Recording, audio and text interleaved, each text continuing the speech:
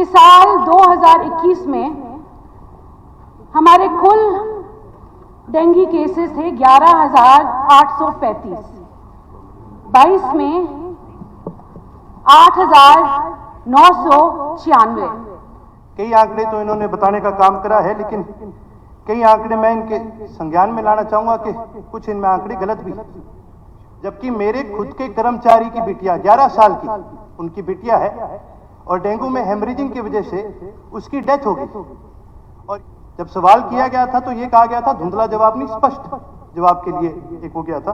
Dengue का मच्छर ये थोड़ी इंतजार करेगा कि जी कब लेटर आए और कब मैं किसी को काट सकता हूं, नहीं काट सकता। बीमारी तो लगातार फैलती जाएगी।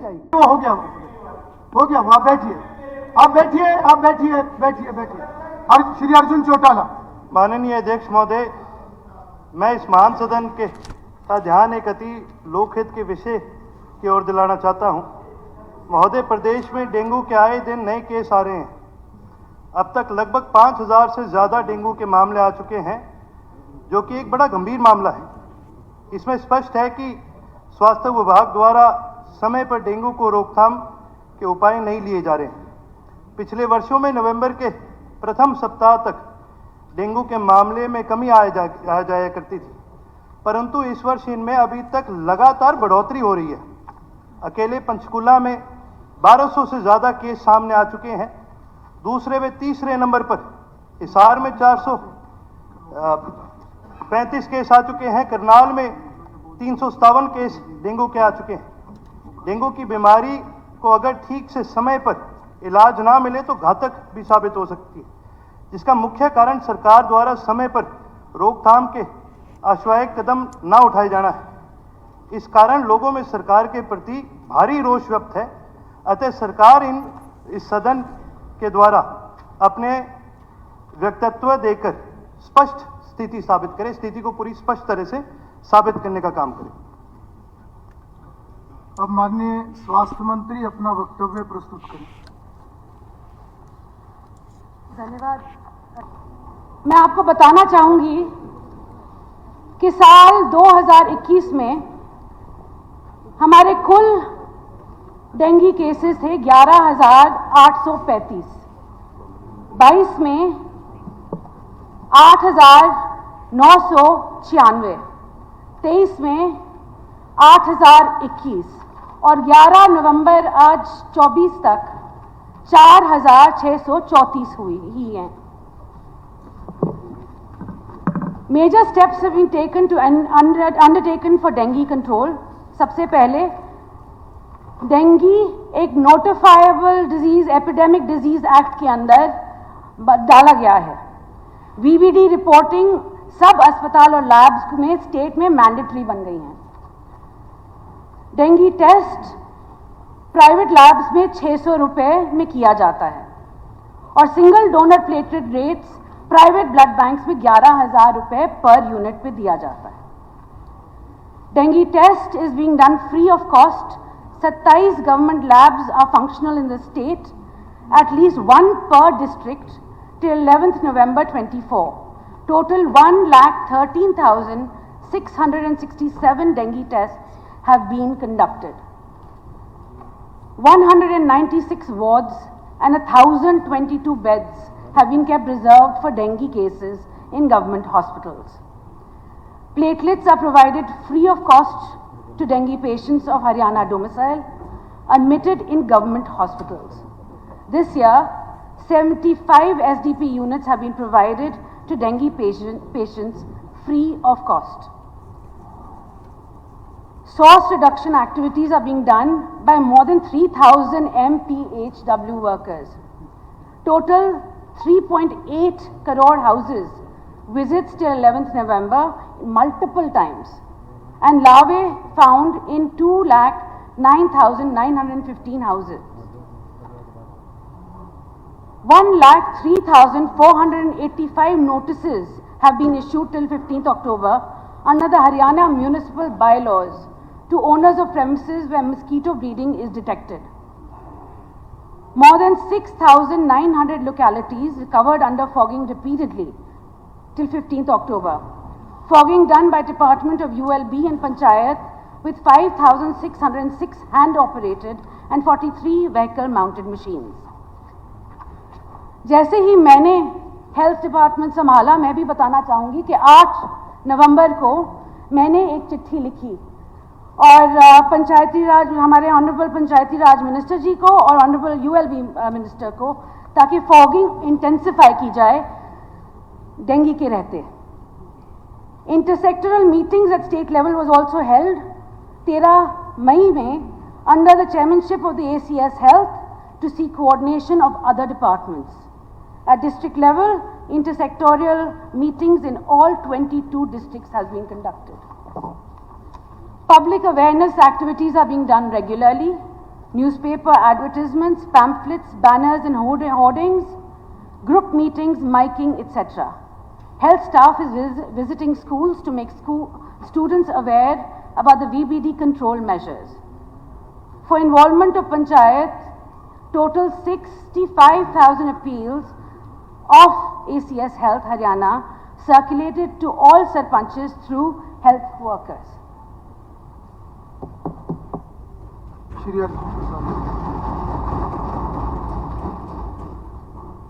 अध्यक्ष महोदय, माननीय मंत्री जी ने अपने जवाब में आंकड़ों का बड़ा जिक्र करा है और बड़े स्पष्ट तरीके से कई आंकड़े तो इन्होंने बताने का काम करा है, लेकिन कई आंकड़े मैं इनके संज्ञान में लाना चाहूँगा कि कुछ इनमें आंकड़े गलत भी हैं। जैसे कि माननीय मंत्री महोदय जी ने जिक्र करा टोटल नंबर ऑफ केसेस का और उनके रिलेटेड जो डेथ्स हुई, तो मैं एक छोटा सा आपका ध्यान लेके आना चाहूँगा सीरियल नंबर 20, जहाँ सिरसा का जिक्र होता है अप टू 11 नवंबर, एक सिंगल डेथ रिपोर्टेड नहीं है, जबकि मेरे खुद के कर्मचारी की बिटिया 11 साल की उनकी बिटिया है और डेंगू में हेमरेजिंग की वजह से उसकी डेथ हो गई और ये कहीं पर भी सरकारी आंकड़ों में रिपोर्टेड ही नहीं। साथ ही साथ माननीय मंत्री जी ने एक बात अपनी रखी इसके अंदर, मैं उसी के ऊपर एक सप्लीमेंट्री ये भी लगाना चाहूँगा कि VBDs की जो रिपोर्टिंग है सारे हॉस्पिटल्स की स्टेट को मैंडेटरी है। तो जो ये आंकड़े पेश किए गए हैं, क्यों केवल सरकारी अस्पतालों के आंकड़े पेश किए गए हैं, प्राइवेट हॉस्पिटल्स के आंकड़े क्यों नहीं पेश किए गए इसके अंदर? क्योंकि आज के दिन जब हम हरियाणा की बात करते हैं तो 14,000 डॉक्टर्स रजिस्टर्ड हैं, जिसके अंदर केवल 4,500 डॉक्टर्स आज के दिन स्टेट के लिए काम करते हैं, सरकारी नौकरियों पे हैं। 10,000 से ज़्यादा रजिस्टर्ड डॉक्टर्स प्राइवेट इंस्टीट्यूशंस में काम करते हैं। तो उनके आंकड़े जो हैं वो क्यों नहीं रिपोर्ट किए गए? जब सवाल किया गया था तो ये कहा गया था धुंधला जवाब नहीं, स्पष्ट जवाब के लिए एक हो गया था। एक सर इसी के अंदर 2 सप्लीमेंट्री और भी हैं मेरे, कि जैसे कि माननीय मंत्री जी ने कहा कि उन्होंने ULB and honourable minister of Panchayati Raj को 8 नवंबर को लेटर लिखा गया था कि फॉगिंग को इंटेंसिफाई किया जाए। मैं आपके माध्यम से, इस सदन के माध्यम से ये सवाल रखना चाहूँगा, भाई केसेस तो नवंबर के फर्स्ट वीक से लगातार उनके अंदर हमें बढ़ोतरी दिख रही है। प्रदेश को ये भी पता है कि भाई अक्टूबर के एंड में डेंगू के केसेस बढ़ने लग जाते हैं, तो क्यों 8 नवंबर तक वेट किया गया कि भाई इस फॉगिंग को इंटेंसिफाई करा जाए? इस फॉगिंग को पहले क्यों नहीं इंटेंसिफाई कराएगा? डेंगू का मच्छर ये थोड़ी इंतजार करेगा कि जी कब लेटर आए और कब मैं किसी को काट सकता हूं, नहीं काट सकता। बीमारी तो लगातार फैलती जाएगी। अगर आप इसके अंदर देरी करेंगे तो उसका नुकसान आदमी से ज्यादा आज के दिन इस देश के बच्चों को उठाना पड़ता है। सर एक मेरा इसके अंदर सवाल और भी है सप्लीमेंट्री, ये भी एक माननीय मंत्री जी से मैं पूछना चाहूंगा कि इस अवसर पर यह भी स्पष्ट करें कि रिक्त डॉक्टरों में, टेक्नीशियन, पैरामेडिकल स्टाफ की कमी को कब तक पूरा किया जाएगा? क्योंकि अभी तक इस जवाब के अंदर कहीं पर भी ये जिक्र नहीं आया कि भी कमी कितनी है डॉक्टर्स की, जबकि ये हमें पता है कि हर स्टेट के अंदर, हर जिले के अंदर डॉक्टर्स की, नर्सिंग स्टाफ की, इक्विपमेंट की कमी है। तो वो भी अपना स्पष्ट करे कि इसको कब पूरा किया जाएगा। Health minister. शुक्रिया अध्यक्ष साहब। सबसे पहला जो प्रश्न था वो था कि आंकड़ों पर,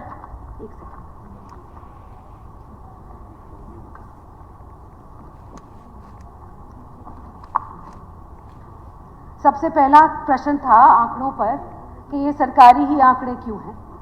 तो मैं ये कहना चाहूँगी सबसे पहले कि ये मैंडेटरी है जी, गवर्नमेंट ही नहीं प्राइवेट को भी। और ये अगर बताया नहीं गया कि देखो तुम्हारे हॉस्पिटल में डेंगू का पेशेंट है तो जेल भी हो सकती है, मैंडेटरी है। तो अगर उन्होंने नहीं भेजा गया तो हम देखेंगे, मगर मेरे हिसाब से आज के दिन जो हमारे पास आंकड़े हैं वो सही हैं। दूसरा क्वेश्चन जो आपने कहा कि फॉगिंग और स्प्रेइंग 8 नवंबर को क्यों इंटेंसिफाई हुई, हमारा काम पहले से जारी था जी, और मेरा पहला काम हेल्थ मिनिस्ट्री लेकर इंटेंसिफाई करवाना था। ये था दूसरा सवाल। तीसरा सवाल ये था कि ये इतने सारे वैकेंसीज हैं, हम पूरा कब करेंगे। तो आपको बहुत खुशी है बताने में कि 1 दिसंबर को पीजीआई एक एग्जाम रख रहा है 777 वैकेंसीज जो हैं भरने के लिए, और बहुत जल्द जो भी एमओज हैं, डॉक्टर्स हैं, उनकी वैकेंसी बढ़ दी जाएगी। और साथ साथ में अगर और वैकेंसी आने वाले वक्त में मिलती हैं तो वो वैकेंसी भी, उसके लिए हमारे पास बैकलॉग साथ खड़ा रहेगा। धन्यवाद। अब किसी भी प्रकार के दर्द से क्यों होना परेशान, जब ऑर्थोचार्ज कैप्सूल हो आपके पास। सभी प्रकार के दर्द में आयुर्वेदिक पद्धति पर आधारित रामबाण इलाज। कबीर औषधालय का ऑर्थोचार्ज ऑयल, कैप्सूल और सिरप आपको देता है तुरंत आराम। अनेक प्रकार के दर्द जैसे sciatica, spondylitis, rheumatic pain, arthritis, lumbar pain, सभी दर्द को दूर करने का रामबाण इलाज 100% आयुर्वेदिक जड़ी बूटियों से बनाया गया ऑर्थोचार्ज कैप्सूल और ऑयल एक बार प्रयोग में अवश्य लाएं। अधिक जानकारी के लिए संपर्क करें। एड्रेस: कबीर औषधालय, सेक्टर 14, सोनीपत, दिल्ली, NCR।